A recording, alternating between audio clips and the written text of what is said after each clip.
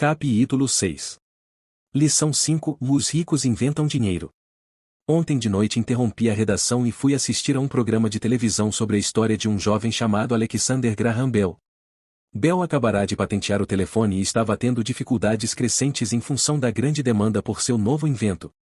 Precisando ampliar suas atividades, ele procurou o gigante da época, a Western Union, para perguntar se havia interesse na compra de sua patente e de sua pequena empresa. Ele desejava $100.000 por todo o pacote. O presidente da Western Union zombou dele e recusou a oferta afirmando que o preço era ridículo. O resto é história.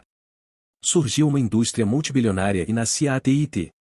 Quando terminou a história de Alexander Graham Bell, veio o noticiário noturno. Entre as notícias estava o downsizing de outra empresa local. Os trabalhadores estavam furiosos e reclamavam que os donos da empresa estavam sendo injustos. Um gerente demitido, de cerca de 45 anos de idade, estava na fábrica com sua mulher e 2 crianças, pedindo aos guardas que o deixassem entrar para falar com os proprietários a fim de solicitar que reconsiderassem sua demissão. Ele acabará de comprar uma casa e estava com medo de perdê-la. A câmera focalizava suas queixas para que todo o mundo pudesse ver. Não preciso dizer que isso prendeu minha atenção. Ensino profissionalmente desde 1984. Tem sido uma experiência muito gratificante. E também uma atividade perturbadora, pois tenho ensinado para milhares de pessoas e vejo algo em comum em todos nós, incluindo eu próprio. Todos temos um potencial tremendo e fomos abençoados com dons. Contudo, a única coisa que nos detém é alguma insegurança. Não é tanto a falta de informação, mas sim a falta de autoconfiança. Alguns são mais afetados do que outros.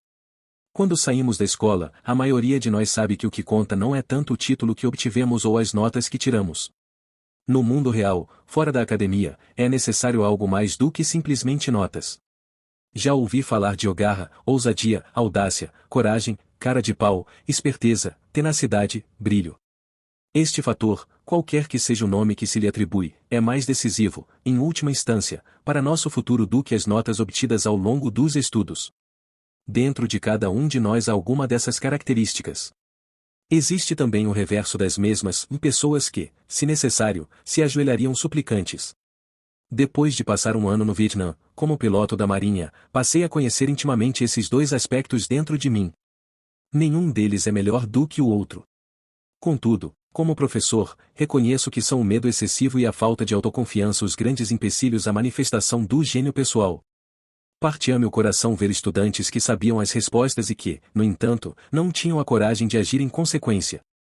Muitas vezes, no mundo real, não são os talentosos que vão em frente, mas os ousados. Em minha experiência pessoal, o gênio financeiro exige tanto conhecimento técnico quanto ousadia. Se o medo for muito forte, o gênio se extingue. Nas aulas, incentivo firmemente os estudantes a aprenderem a assumir riscos, a serem ousados, a deixarem seu gênio converter seu medo em poder e brilhantismo. Funciona para alguns e apavora outros. Acabei percebendo que a maioria das pessoas, quando se trata de dinheiro, prefere a segurança. Tive que responder a perguntas como: por que arriscar? Por que me dar ao trabalho de desenvolver meu QI financeiro? Por que me alfabetizar financeiramente?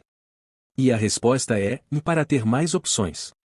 Há grandes mudanças à nossa frente. Comecei com a história do jovem inventor Alexander Graham Bell. Nos próximos anos haverá mais pessoas como ele. Haverá centenas de pessoas como Bill Gates e empresas extremamente bem-sucedidas como a Microsoft sendo criadas a cada ano, em todo o mundo. E também haverá muito mais falências, demissões e downsizing. Então, por que se preocupar em desenvolver o QI financeiro? Ninguém pode responder isso a não ser você. Contudo, posso dizer por que eu o faço. Faço porque esta é a época mais empolgante para se viver. Prefiro saudar a mudança do que temê-la. Prefiro me entusiasmar com a possibilidade de ganhar milhões do que me preocupar com não conseguir um aumento de salário. O período em que nos encontramos é arrebatador, não tem precedentes na história mundial. As gerações futuras olharão para esta época e verão o quanto de vibração deve ter havido. Terá sido a morte do velho e o nascimento do novo. Terá sido tumultuada e empolgante. Então, por que se preocupar em desenvolver o QI financeiro? Porque se você o fizer, poderá prosperar muito. E se você não o fizer, este será um período apavorante. Será uma época em que pessoas seguem ousadamente em frente enquanto outras se agarram a modos de vida decadentes. Há 300 anos, a terra era riqueza, de modo que quem a possuísse, possuía riqueza. Então, apareceram as fábricas e a produção e os Estados Unidos ascenderam ao domínio. Os industriais eram os donos da riqueza. Hoje é a informação. E a pessoa que tiver a informação na hora certa, terá a riqueza. O problema é que a informação voa em volta do mundo à velocidade da luz.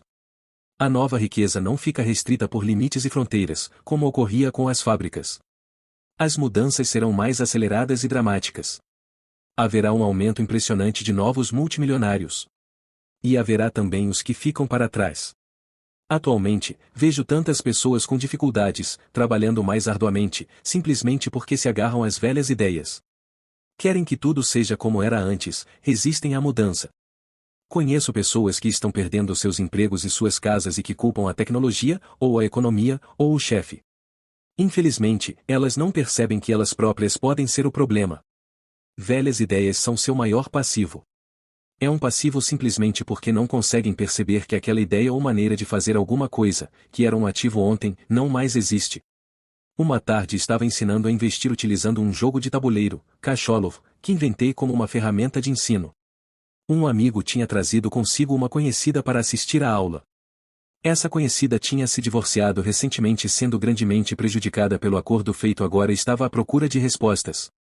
Seu amigo pensou que a aula pudesse ajudar. O jogo foi criado de modo a ajudar as pessoas a entender como funciona o dinheiro. Ao jogar, aprendem a interação entre demonstração de renda e balanço.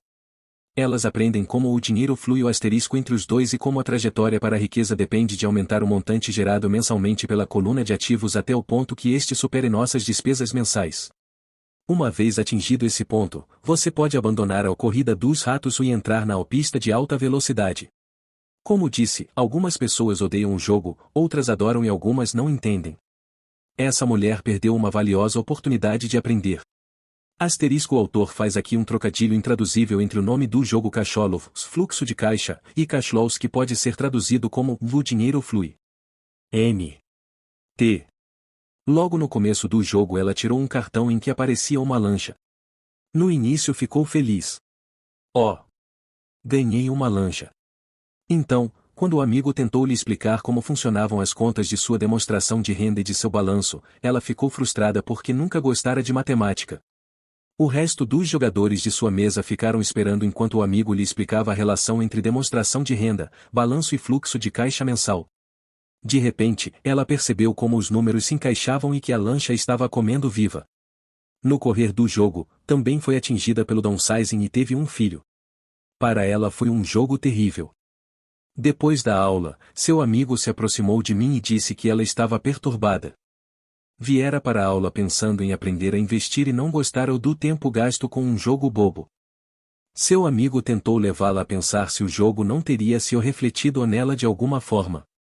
Com essa sugestão, a mulher pediu o dinheiro de volta. Disse que a mera ideia de que o jogo pudesse ter algo a ver com ela era ridícula. Seu dinheiro foi rapidamente devolvido e ela foi embora. Desde 1984, ganho milhões simplesmente fazendo o que o sistema de ensino não faz. Na escola, a maioria dos professores faz exposições. Eu detestava exposições quando estudante, ou logo me aborrecia e minha mente começava a divagar. Em 1984, comecei a ensinar por meio de jogos e simulações. Sempre incentivei os estudantes adultos a pensar nos jogos como uma reflexão sobre o que eles já sabem e sobre o que precisam ainda aprender. É um sistema de feedback instantâneo. Em lugar de um professor fazendo uma exposição para o aluno, o jogo lhe devolve uma exposição personalizada, feita sob medida para você. O amigo da mulher que foi embora me ligou mais tarde contando o que estava acontecendo. Ele disse que a amiga estava ótima e se acalmara. Depois de mais calma, ela começou a ver alguma relação entre o jogo e sua vida. Embora ela e o marido não possuíssem uma lancha, tinham tudo o que se pode imaginar. Ela estava furiosa depois do divórcio, tanto porque ele a deixará por uma mulher mais nova, quanto pelo fato de em 20 anos de casamento eles terem acumulado poucos ativos. Não havia quase nada a dividir. Os 20 anos de casamento tinham sido muito divertidos, mas tudo o que eles tinham acumulado era um monte de badulaques. Ela percebeu, ao fazer as contas, a demonstração de renda e o balanço, que sua raiva decorria do fato de não entendê-las. Ela tinha acreditado que as finanças eram assunto de homem. Ela cuidava da casa e da vida social e ele tratava das finanças.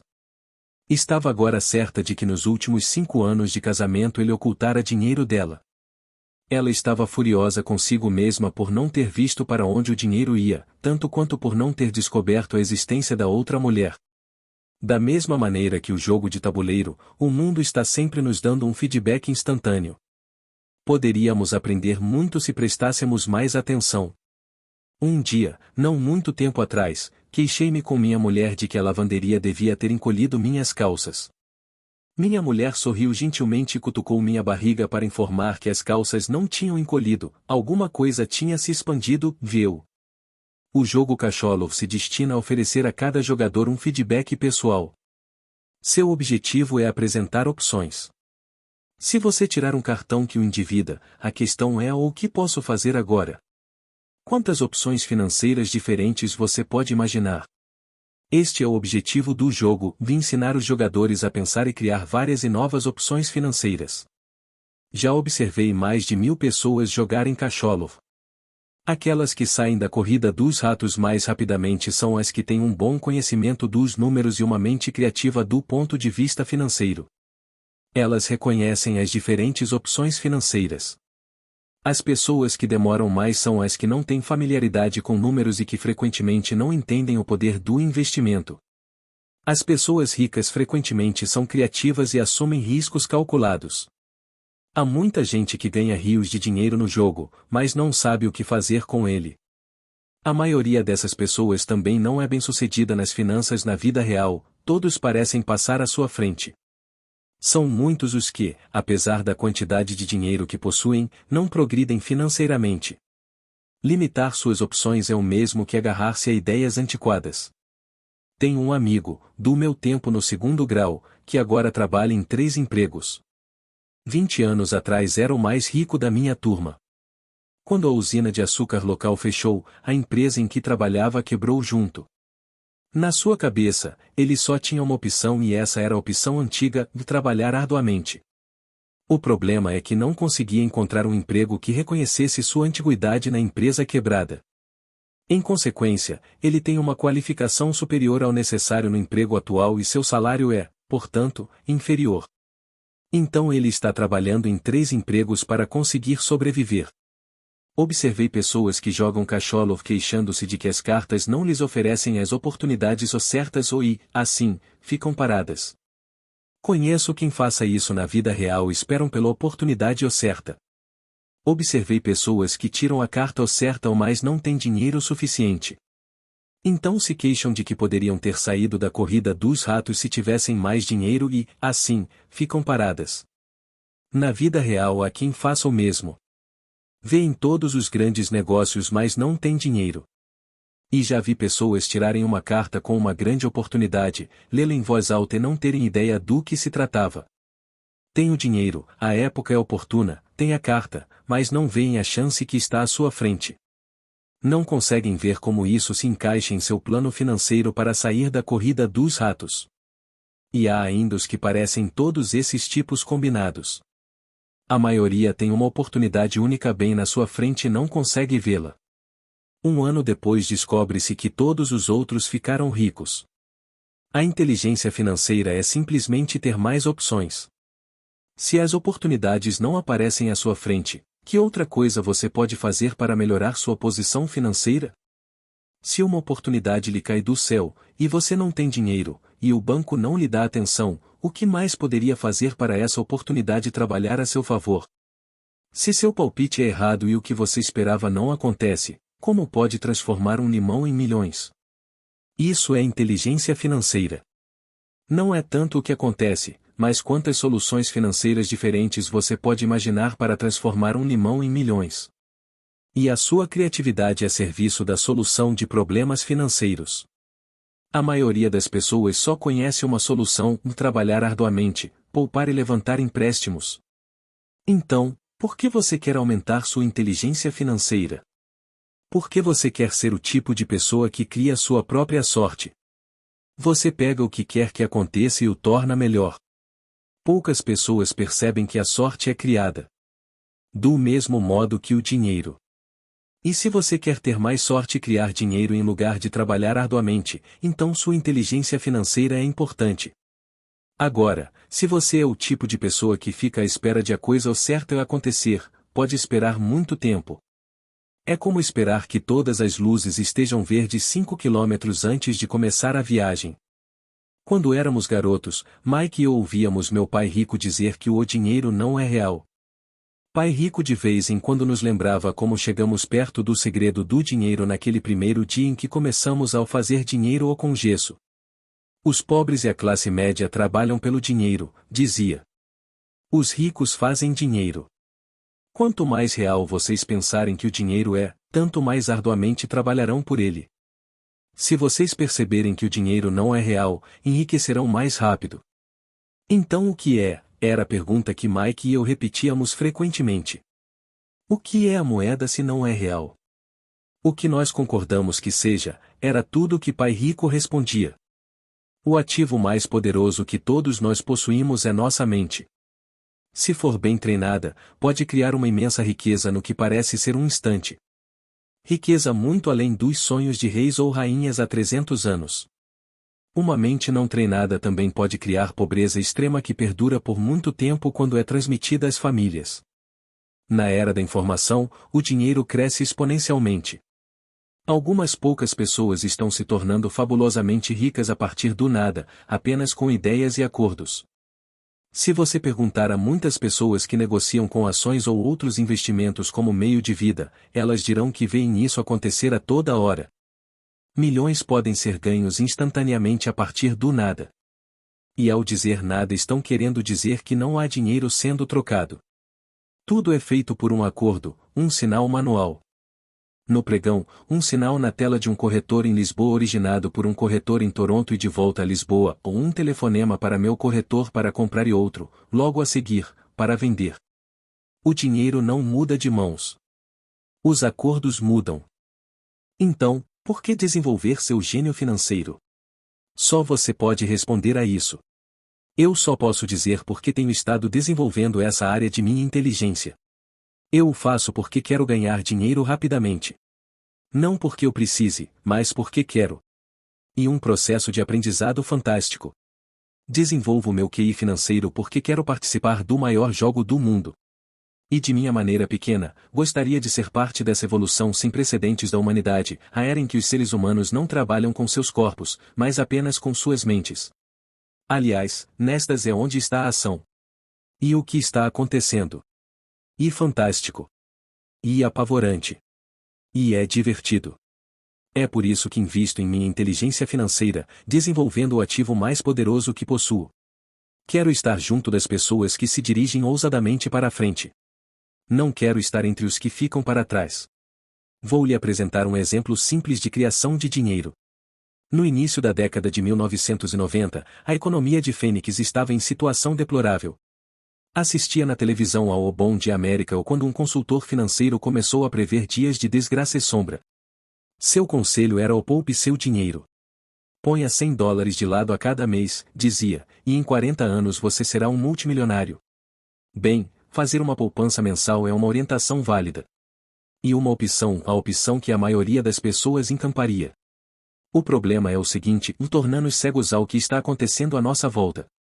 Perdem-se grandes oportunidades de um ganho maior. O mundo passa ao largo daqueles que optam por esse caminho. Como disse, a economia estava em situação deplorável naquele momento. Para os investidores, essa é a condição perfeita do mercado. Parte de meu dinheiro estava aplicada em ações e apartamentos. Tinha pouco dinheiro em mãos. Como todos estavam se desfazendo de coisas, eu estava comprando. Eu não estava poupando, estava investindo. Minha mulher e eu tínhamos mais de $1 milhão trabalhando em um mercado que crescia rapidamente. Era a melhor oportunidade para investir. A economia encontrava-se em má situação. Eu não podia deixar aqueles pequenos negócios passarem ao largo. Casas que valiam $100 mil estavam agora sendo oferecidas por $75 mil. Mas em vez de comprar na imobiliária local, comecei a comprar no escritório do advogado especializado em falências ou nos degraus do tribunal. Nesses lugares, uma casa de $75.000 podia ser adquirida por $20.000 ou menos. Com $2.000 que um amigo me emprestou por 90 dias e encargos de $200, dei ao advogado um cheque como entrada. Enquanto a aquisição estava sendo processada, coloquei um anúncio no jornal oferecendo uma casa que valia $75.000 por $60.000, sem entrada. Choveram telefonemas. Depois de verificado o cadastro dos possíveis compradores e de que a casa fora passada para meu nome, os interessados puderam vê-la. Foi uma loucura. Em alguns minutos a casa estava vendida. Pedi ao comprador $2.500 como taxa de processamento, o que foi logo pago imediatamente, e depois a transação passou às mãos da financeira. Devolvi a meu amigo os $2.000 com um adicional de $200. Ele ficou feliz, o comprador da casa ficou feliz, o advogado ficou feliz e eu fiquei feliz. Vendi por $60.000 uma casa que me custou $20.000. Os $40.000 foram criados com dinheiro que estava em minha coluna de ativos na forma de uma promissória do comprador. Tempo total de trabalho, 5 horas. Agora que você está alfabetizado financeiramente e lê os números, mostrarei por que isto é um exemplo de dinheiro sendo inventado. Nessa fase de mercado deprimido, minha mulher e eu fizemos 6 de tais simples transações nas horas vagas. Enquanto o grosso de nosso dinheiro estava aplicado em imóveis maiores e em ações, conseguimos criar mais de $190.000 em ativos promissórias a juros de 10% a partir dessas 6 transações de compra, cria e vende. Isso representa uma renda anual de aproximadamente $19.000, boa parte dos quais abrigados sob o manto de nossa sociedade anônima.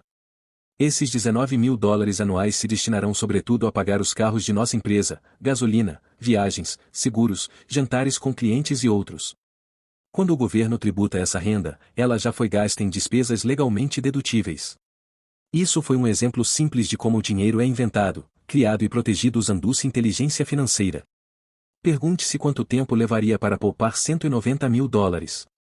O banco lhe pagaria um juro de 10% sobre esse dinheiro? E a promissória é de 30 anos. Espero que eles nunca me paguem os $190.000. Eu teria que pagar impostos se eles me pagassem o principal e, além disso, $19.000 pagos ao longo de 30 anos geram uma renda de pouco mais de $500.000. Já vi pessoas perguntarem o que aconteceria se o comprador não pagasse. Também seria bom. O mercado imobiliário de Fênix foi, entre 1994 e 1997, um dos mais quentes do país.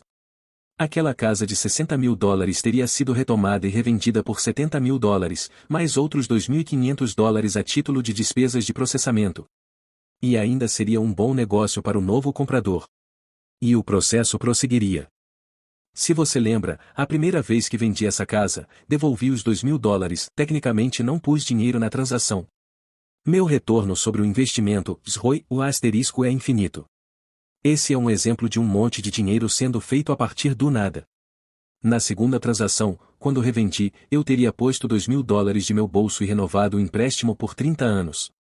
Qual teria sido o ROI se eu recebi dinheiro para fazer dinheiro? Não sei, mas sem dúvida é muito mais do que seria obtido poupando $100 todo mês, o que na verdade acaba sendo equivalente a $150 porque se trata de uma renda, já descontado o imposto durante 40 anos a 5%, e que novamente sofrerá tributação de 5%. Não é algo muito inteligente. Pode ser seguro, mas não é esperto. Atualmente, em 1997, quando estou escrevendo este livro, as condições de mercado são exatamente o oposto do registrado 5 anos atrás. O mercado de Fênix é a inveja dos Estados Unidos. As casas que eram vendidas a $60.000 valem agora $110.000. Há ainda oportunidades, mas me custaria um ativo valioso, meu tempo, sair por aí atrás delas. São raras. Mas hoje há milhares de compradores buscando esses negócios e apenas uns poucos fariam sentido financeiramente. O mercado mudou. E tempo de mudar e buscar outras oportunidades para a sua coluna de ativos. Você não pode fazer isso aqui. Isso é contra a lei. Você está mentindo. Ouço esses comentários com muito mais frequência do que você pode me mostrar como fazer isso? A matemática é simples. Você não precisa de álgebra ou de cálculo. Não escrevo muito porque a financeira cuida do lado legal da transação e do controle do pagamento. Não preciso consertar tetos ou instalações hidráulicas porque os proprietários cuidam disso. E a casa deles. De vez em quando alguém não paga. E isso é muito bom porque há multas de mora ou eles se mudam e a propriedade é vendida de novo. O sistema judiciário cuida disso. Pode até não funcionar na sua região. As condições de mercado podem ser diferentes. Mas o exemplo ilustra como um processo financeiro simples cria centenas de milhares de dólares com pouco dinheiro e baixo risco. E um exemplo de dinheiro sendo apenas um contrato. Qualquer pessoa com instrução secundária pode fazer isso. Contudo, muita gente não o faz. Muita gente segue o conselho padrão. Trabalhe arduamente e poupe dinheiro. Mantivemos a sigla em inglês ROI, Return ou investimento por esta ser frequentemente encontrada em publicações financeiras. M.T. Com cerca de 30 horas de trabalho, foram criados aproximadamente 190 mil dólares na coluna de ativos sem se pagar impostos. O que lhe parece mais complicado? 1. Trabalhar arduamente, pagar impostos com alíquota de 50%, poupar o que sobra, suas poupanças rendem 5%, que também são tributados? Ou 2. Despender tempo para desenvolver sua inteligência financeira e dominar o poder de seu cérebro e a coluna dos ativos? Acrescente a isso tempo, e este é um de seus maiores ativos, que levará para poupar 190 mil dólares se você escolher a opção L. Agora você pode entender por que balanço a cabeça silenciosamente quando ouço pais dizerem: meu filho está indo muito bem na escola e está recebendo uma boa instrução. Pode ser bom, mas é adequado? Sei que a estratégia de investimento acima é pequena. Foi usada para mostrar como o pequeno pode transformar-se em grande. Novamente, meu sucesso reflete a importância de um sólido embasamento financeiro, o que começa com uma boa instrução financeira. Já disse antes, mas vale a pena repetir: a inteligência financeira é constituída por estas 4 habilidades técnicas. 1. Alfabetização financeira. A capacidade de entender números. 2. Estratégias de investimento. A ciência do dinheiro fazendo dinheiro. 3. O mercado. Oferta e demanda. Alexander Graham Bell deu ao mercado o que este desejava. Bill Gates fez o mesmo. Uma casa de 75 mil dólares oferecida por 60 mil dólares e que custou 20 mil dólares também foi o resultado de perceber uma oportunidade criada pelo mercado. Alguém estava comprando e alguém estava vendendo. 4. A lei. O conhecimento de lei e regulamentos estaduais e nacionais sobre contabilidade e empresas. Recomendo que se jogue dentro das regras. São os fundamentos básicos ou a combinação destas habilidades o necessário para ser bem-sucedido na busca da riqueza, seja pela compra e venda de pequenos imóveis, grandes apartamentos, empresas, ações, títulos, fundos mútuos, metais preciosos, cartões de beisebol ou coisas do gênero. Por volta de 1996, o mercado imobiliário tinha se recuperado e todos estavam entrando. O mercado de ações estava em alta e todos estavam entrando. A economia dos Estados Unidos punha-se de pé novamente. Comecei a vender em 1996 e viajei para Peru, Noruega, Malásia e Filipinas. Os investimentos tinham mudado. Nós estávamos fora do mercado imobiliário, pelo menos no que se referia a compras. Eu apenas observava o aumento dos valores da coluna de ativos e provavelmente começaria a vender mais para o fim do ano. Isto estava dependendo de algumas alterações na legislação serem aprovadas pelo Congresso. Desconfio que alguns desses pequenos negócios imobiliários começarão a ser vendidos e a promissória de 40 mil dólares será convertida em dinheiro. Preciso consultar meus contadores e me preparar para liquidá-la e procurar formas de resguardar o dinheiro. O que desejo ressaltar aqui é que os investimentos vêm e vão, os mercados sobem e descem, as economias melhoram e entram em crise. O mundo está sempre lhe apresentando oportunidades únicas, a cada dia de sua vida, mas, na maior parte das vezes, não conseguimos percebê-las. Mas elas estão lá. E quanto mais o mundo muda e quanto mais a tecnologia progride, maiores oportunidades existirão para permitir que você e sua família estejam seguros pelas próximas gerações.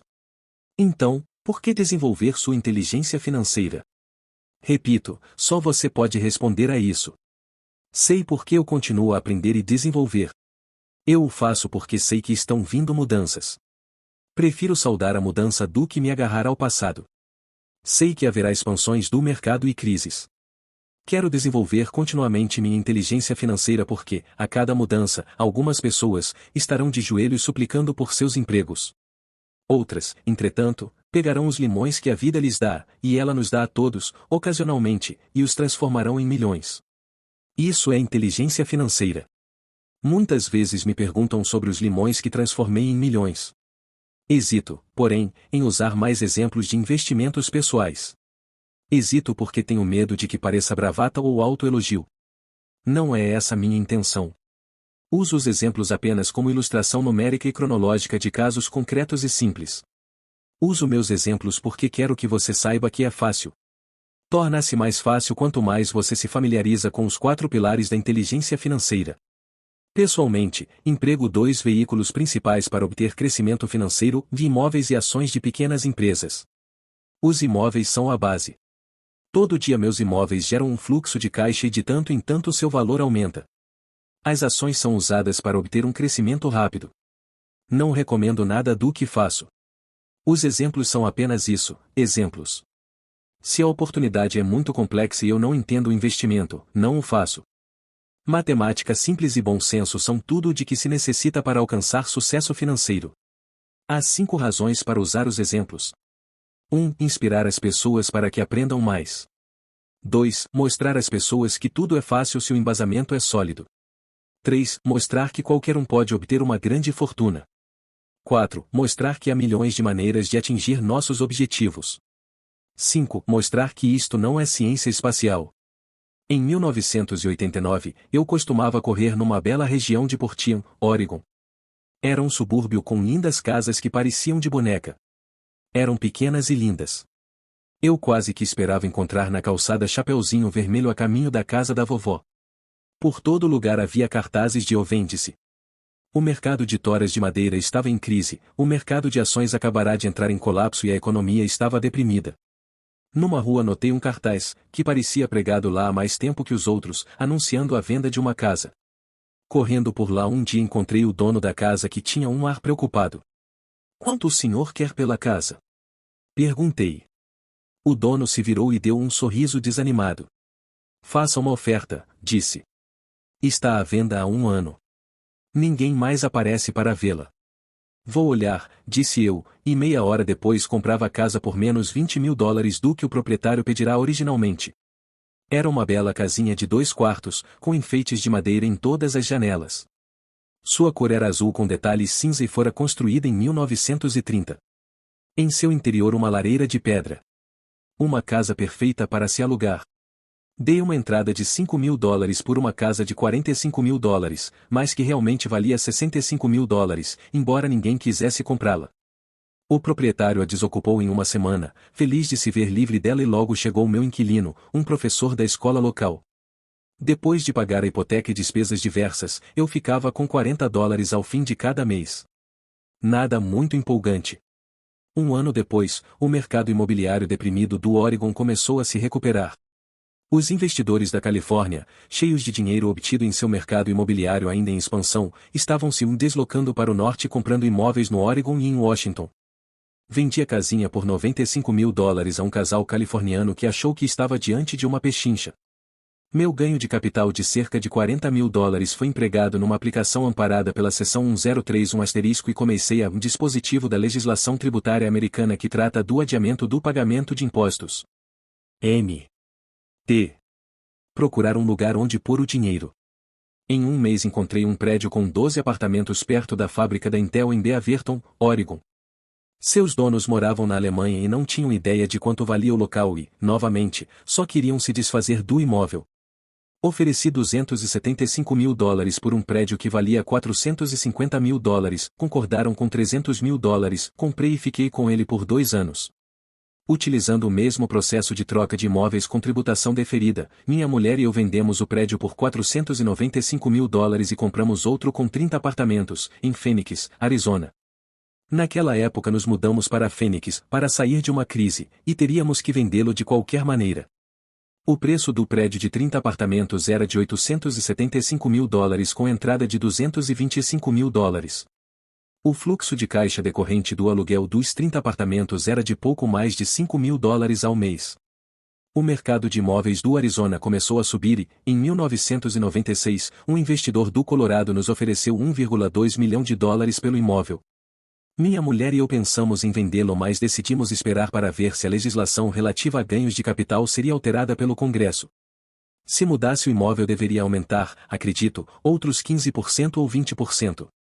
Além disso, os $5.000 ao mês eram um bom fluxo de caixa. Este exemplo mostra como é possível transformar uma pequena soma de dinheiro em outra muito maior. Repito, é uma questão de entender demonstrações financeiras, estratégias de investimento, sentir o mercado e conhecer as leis. Se as pessoas não são versadas nesses tópicos, então tenderão a seguir o dogma padrão, que é buscar a segurança, diversificar e só aplicar em investimentos seguros. O problema é que investimentos ou seguros muitas vezes são esterilizados. Isto é, são tão seguros que seus ganhos são menores. A maioria das corretoras não tocará em transações especulativas para se proteger a si próprias e a seus clientes. E essa é uma política sábia. Os negócios realmente quentes não são oferecidos aos novatos. Normalmente, os melhores negócios, que tornam os ricos ainda mais ricos, são reservados para aqueles que entendem o jogo. É tecnicamente legal oferecer a alguém que não é considerado sofisticado esses negócios especulativos, mas, naturalmente, acontece. Quanto mais sofisticado eu me torno, mais oportunidades aparecem no meu caminho. Outro argumento para desenvolver sua inteligência financeira, ao longo da vida, é, simplesmente, que mais oportunidades são apresentadas a você. E quanto maior for sua inteligência financeira, mais fácil será reconhecer um bom negócio. Quanto mais aprendo, e há muito a aprender, mais dinheiro ganho, simplesmente porque com o passar dos anos acumulo experiência e sabedoria. Tenho amigos que se aprisionam à segurança, trabalhando com afinco em suas profissões, e que não conseguem adquirir sabedoria financeira, que leva tempo para ser desenvolvida. De modo geral, minha filosofia é plantar sementes em minha coluna de ativos. Essa é a minha fórmula. Começo com pouco e planto sementes. Algumas se desenvolvem, outras não. Na nossa empresa imobiliária há propriedades que valem muitos milhões. E nosso próprio trust de investimento em imóveis. A maioria desses milhões partiram de investimentos mínimos, da ordem de $5.000 ou $10.000. Todas essas entradas foram beneficiadas por terem ocorrido em momentos de rápida ascensão do mercado, aumentos isentos de imposto, compras e vendas feitas repetidamente ao longo de alguns anos. Também temos um portfólio de ações, abrigado em uma empresa que minha mulher e eu chamamos de nosso fundo mútuo pessoal. Temos amigos que fazem negócios especificamente com investidores como nós, de modo que temos a cada mês dinheiro extra para investir. Compramos ações de empresas de capital fechado, de alto risco, especulativas, que estão próximas de serem listadas em bolsas dos Estados Unidos ou do Canadá. Um exemplo de como é possível obter ganhos rápidos são 100.000 ações compradas a 25 centavos pouco antes da abertura de capital da empresa. 6 meses depois, a empresa estava listada em bolsa e as 100.000 ações agora valem $2 cada uma. Se a empresa for bem administrada, o preço continuará subindo e as ações podem alcançar $20 ou mais, cada uma. Houve ocasiões em que nossos $25.000 se transformaram em 1 milhão em menos de um ano. Se você sabe o que está fazendo, você não está jogando. E jogo quando você põe dinheiro em um negócio e reza para que dê certo. O importante é usar conhecimento técnico, sabedoria e amor ao jogo para minimizar os riscos. Naturalmente sempre há algum risco. E é a inteligência financeira que aumenta as chances. Assim, o que é muito arriscado para uma pessoa é menos arriscado para outra. Essa é a principal razão pela qual incentivo sempre as pessoas a investir mais em sua instrução financeira do que em ações, imóveis ou outros mercados. Quanto mais esperto você for, mais chances terá de reduzir os riscos. As ações nas quais eu invisto são extremamente arriscadas para a maioria das pessoas e não aconselho de forma alguma que outros o façam. Estou nesse jogo desde 1979 e já paguei mais do que devia por elas.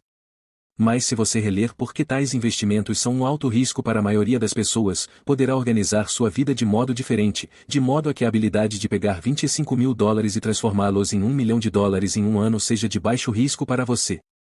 Como já disse anteriormente, nada do que escrevi é uma recomendação.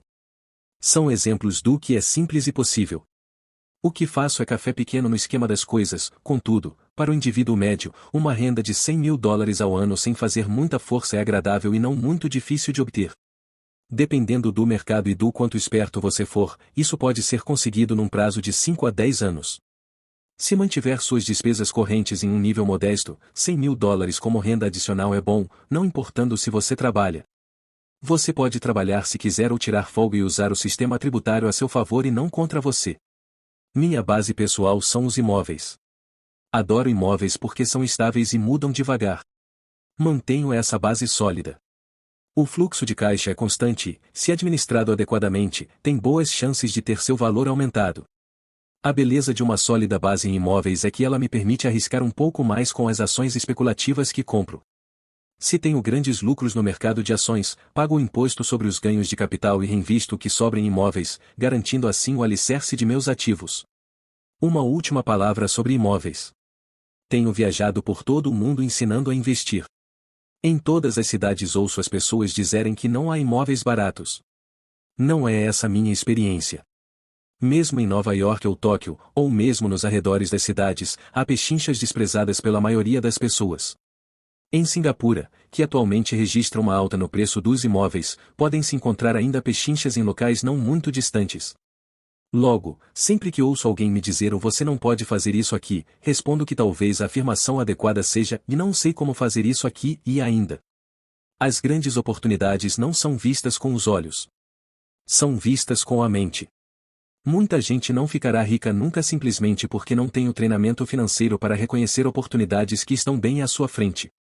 Muitas vezes me perguntam como começo. No último capítulo, mostro 10 passos que segui na trajetória para minha independência financeira. Mas sempre lembro que é preciso que seja divertido. E apenas um jogo. Algumas vezes você ganha e outras aprende. Mas divirta-se. A maioria das pessoas nunca ganha porque tem medo de perder. E por isso que a escola é tão tola.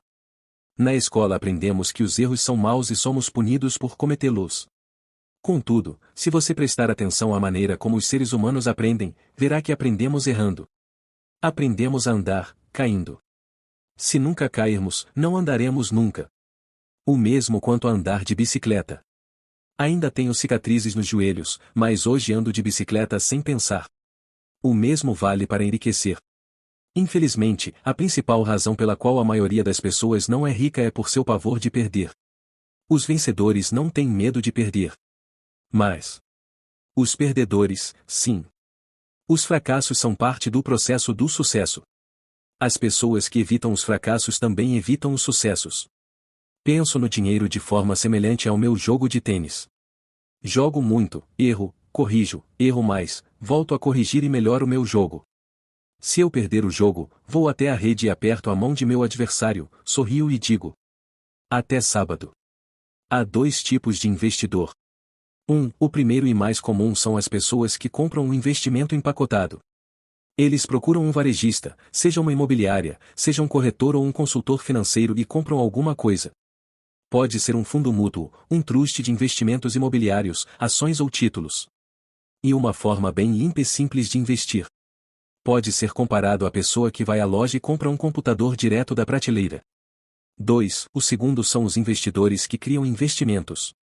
Este investidor em geral organiza o negócio de forma semelhante às pessoas que compram os componentes e montam seu computador. É algo sob medida. Eu não sei como juntar componentes de computador. Mas sei como juntar oportunidades ou conheço gente que sabe. É este segundo tipo que tem mais probabilidade de se tornar um investidor profissional. Algumas vezes são necessários anos para se juntarem todas as peças. E às vezes nunca se consegue isso.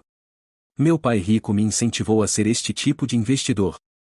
É importante aprender a juntar as peças porque é aí onde estão os grandes ganhos, e, se a maré é adversa, as grandes perdas. Se você quer ser o segundo tipo de investidor, precisa desenvolver 3 habilidades principais. Estas se somam àquelas necessárias para se adquirir a inteligência financeira. L. Como encontrar uma oportunidade que ninguém mais viu? Você vê com sua mente o que os outros veem com os olhos. Por exemplo, um amigo comprou uma casa caindo aos pedaços. Era assustador olhar para ela. Todos se perguntavam por que ele a teria comprado. O que ele viu e nós não vimos foi que junto com a casa, a compra envolvia mais 4 lotes de terreno vazio. Ele verificou isso indo à imobiliária. Depois de comprar a casa, ele a demoliu e vendeu os 5 lotes para um construtor por 3 vezes o que tinha pago. Ele ganhou $75.000 em 2 meses de trabalho. Não é muito dinheiro, mas sem dúvida é muito mais do que o salário mínimo, e não há muitas dificuldades técnicas. 2. Como conseguir dinheiro. Em geral, as pessoas só procuram o banco. Esse segundo tipo de investidor precisa saber onde levantar recursos e há muitas formas de fazê-lo sem ir ao banco.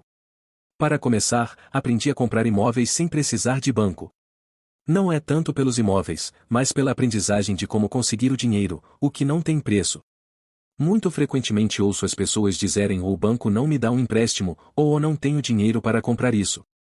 Se você quiser se tornar um investidor do tipo 2, precisará aprender a fazer o que atrapalha tanta gente. Em outras palavras, a maioria das pessoas deixa que a falta de dinheiro as impeça de fechar um negócio. Se você puder evitar esse obstáculo, estará milhões à frente dos que não aprenderam essas habilidades. Muitas vezes adquiri uma casa ou ações ou um prédio de apartamentos sem ter um tostão no banco. Uma vez comprei um prédio por 1,2 milhão de dólares. O que eu fiz é chamado amarrar a transação com um contrato escrito entre comprador e vendedor. Então, consegui o necessário para pagar o depósito de 100 mil dólares, o que me permitiu obter 90 dias para levantar o resto do dinheiro.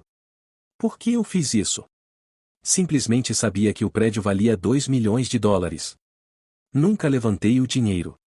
Em lugar disso, a pessoa que depositou os 100 mil dólares me deu 50 mil dólares por ter encontrado o prédio, assumiu minha posição e eu saí do negócio. Total de tempo de trabalho, 3 dias. Repito, conta mais o que você sabe do que o que você compra. Investir não é comprar. E conhecer.